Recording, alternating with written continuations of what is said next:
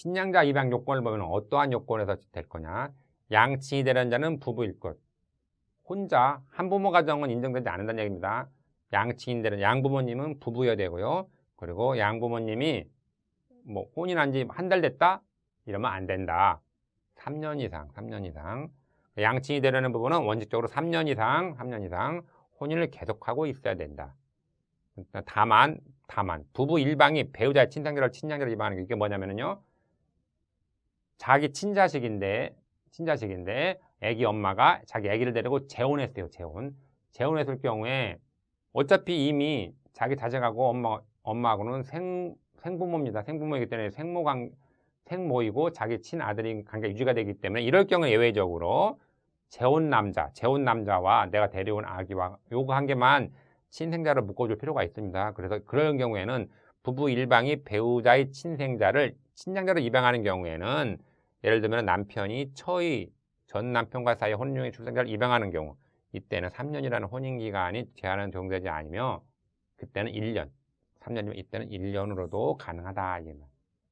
엄마는 진짜 엄마이니까 새아빠만 친양자로 드리겠다. 그래서 그때는 1년으로 가능하다. 그리고 부부가 공동 입양해야 된다.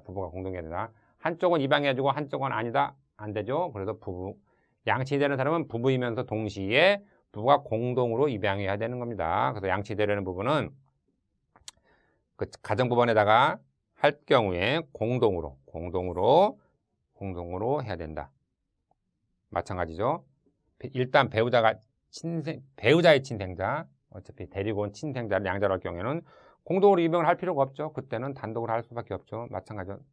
1년 이상 이런 사회에 똑같죠. 일방 이미 친부모 관계 유지가 되고 있는 자식을 남편이 입양할 경우에는 혼자서도 가능하다. 그런 얘기입니다. 그리고 양아들 되는 사람은 미성년자이기 때문에 만 19세가 되지 않아야 될 거고요. 친생부모의 동의가 있어야 된다. 내 핏줄을 남의 핏줄을 완전히 만드는데 동의가 있어야 된다. 친양자로 될 자의 친생부모가 친양자 입양에 동의를 해야 된다.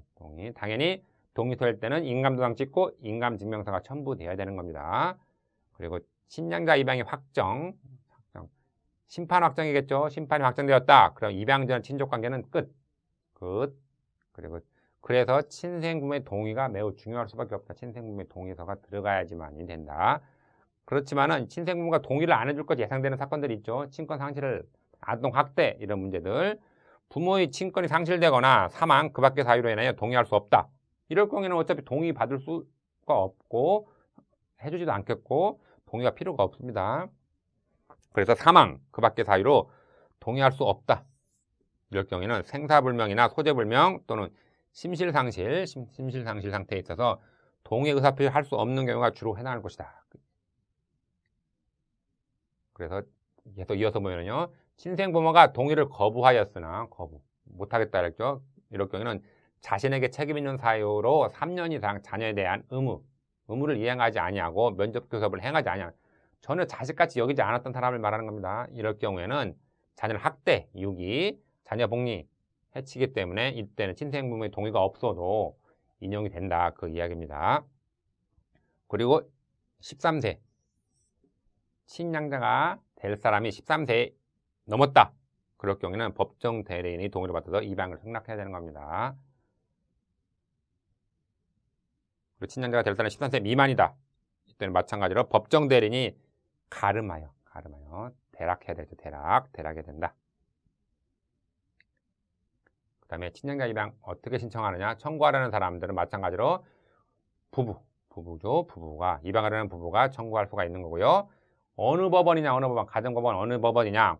가정법원인데 친양자가 될 사건번이 될 자의 주소지 가정법원입니다. 가정법원. 가사사건이기 때문에 가정법원 전속이고요. 없다면은 그때 외적으로 그 지방법원에 가는 거고요. 청구 5,000원씩 인지 붙이는 이유는 가사 비송사건 라류 사건은 항상 정액제입니다. 라류 사건 정액제이기 때문에 5,000원이고요. 라류 사건은 통상 10회분 송달료를 붙이기 때문에 10회분 송달료.